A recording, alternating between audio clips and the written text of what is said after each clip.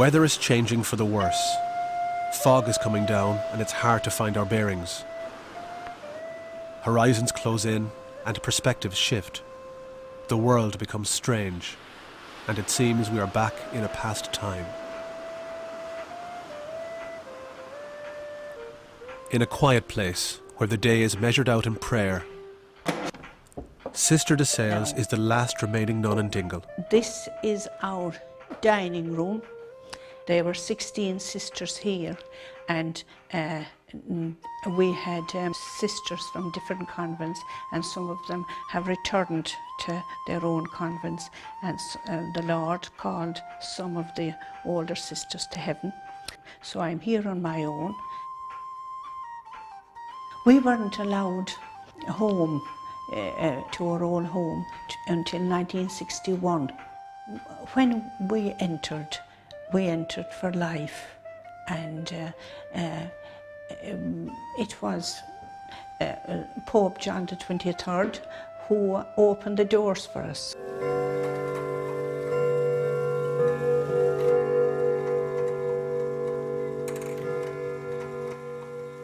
We were delighted, of course. We got 1 day at home, and then later on, in a few years, we got 3 days at home, and then we got 2 weeks at home. But it's wonderful now that we can visit them if anybody is sick belonging to us. Now, this is the statue of Our Lady of Victories, and every morning I say my prayer to Our Lady. Remember, O most gracious Virgin Mary, that never was it known that anyone who fled to thy protection, implored thy help, or sought thy intercession was left unaided. Inspired with this confidence, I fly unto thee, O Virgin of Virgins, my Mother. To thee I come, before thee I stand, sinful and sorrowful. O Mother of the Word incarnate, despise of my petitions, but in thy clemency hear and answer me. Amen. I have great devotion to Our Lady, and actually, when the sister whom I was mountain climbing with died on the mountain, I felt that Our Lady protected us.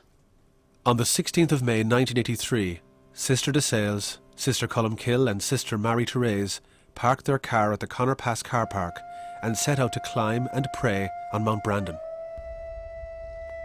It was the eve of the feast of St. Brendan, and when Sister Columkill and I decided to climb the mountain, we were anxious that Sister Marie-Therese wouldn't come with us because she was 77 years and she hadn't climbed the mountain before, but she insisted.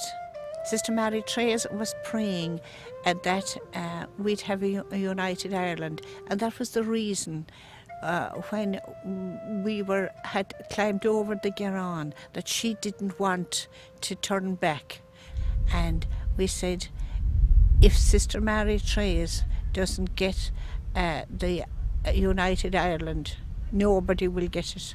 She fell at the other side because she didn't come to the top of that Garonne with us. She went about 10 feet lower than we did, and that's why it was so dangerous. We came along by the top, coming right along, and then we waited for her. We were saying the third decade of the Rosary, and the mist came down, and I said we had better return to Dingle. But there was no trace of her, and I looked down, and there she had fallen.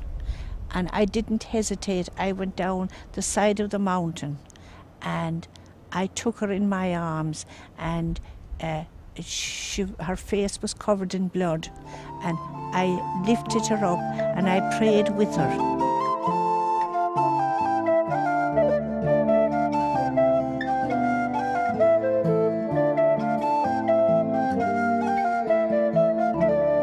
Sister Marie-Therese died on the mountain that night, despite several rescue attempts. Sister de Sales was forced to spend the night on the mountain. And it took me about 2 years to get over that ordeal. And when I told her sister what had happened, she put her hands on my shoulder and said, "I will be eternally grateful that you risked your life in order to be with her." And that was a great help to me, because it lifted the terrible weight that was on my shoulders.